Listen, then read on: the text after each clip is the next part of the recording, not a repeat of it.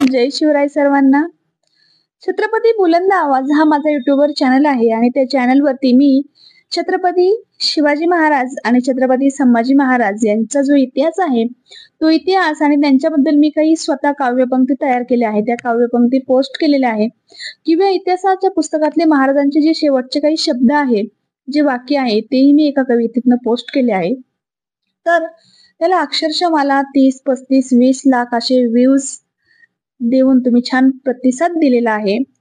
आणि समाजात काही विदूषक असतात ज्यांना गरळ ओकायची सवय असते आणि त्या गरळ ओकण्यातनं आपल्याला त्यांची संस्काराची जाणीव होते आणि ती कुठल्या पातळीची आहे तेही समजतं. तसंच तुम्हाला स्क्रीनवर दिसत आहे काही काही कमेंट आलेले आहे, तर त्या लोकांना मला सांगायचं आहे की आज 350 वर्षानंतरही करोडो मनांवर राज्य करणारे छत्रपती शिवाजी महाराज आणि संभाजी महाराज यांचा इतिहास सांगणं हे माझ्यासाठी एक अभिमानाचं आणि स्वाभिमानाचं काम आहे.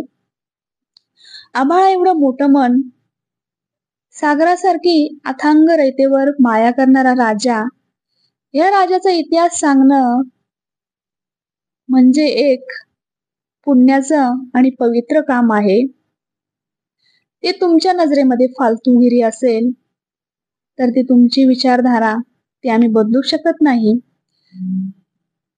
आज जे आम्ही ताटमानेने जगत आहोत किंवा जे प्रत्येक सण उत्सव आनंदात साजरे करत आहोत, हे देवळांमध्ये जात आहोत, तर याचं संपूर्ण श्रेय हे भोसले घराण्याला आहे आणि त्यांचे जे उपकार आहे आपल्यावर ते आपण कधीच फेडू शकत नाही. तेव्हा एक नाही, हजारो नाही, लाखो नाही, करोडो वेळा जरी मी माझ्या राजासमोर नतमस्तक झाले तरी ते माझ्यासाठी कमीच आहे. आणि हे जे काम आहे त्यांचा इतिहास आणि त्यांचे विचार प्रेक्षकांपर्यंत पोहोचवणं हे खूप चांगलं काम आहे असं मला वाटतं.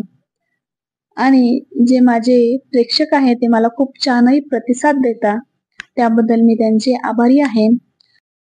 जे निगेटिव्ह कमेंट करत आहे त्या लोकांना मला एक विचारणं आहे आणि सांगणंही आहे की तुमचा मृत्यू झाल्यानंतर तुमचा मुलगाच तुमचा फोटो घरात ठेवतो की नाही, तुम्हाला आठवतो की नाही हे बघा.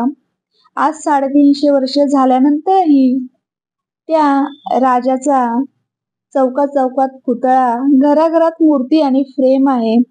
आणि आपण अशा माणसाच्या जो इतिहास आहे किंवा त्यांच्याबद्दल ज्या काव्य पंक्ती आहे त्याला कमेंट करतो, म्हणजे किती आपण ज्ञानी आहे किंवा काय म्हणावं याला, आदजल गगरी छलकत जाये असंच म्हणावं लागेल. कदाचित त्यांना पूर्ण इतिहास माहित नसेल आणि half knowledge is always dangerous.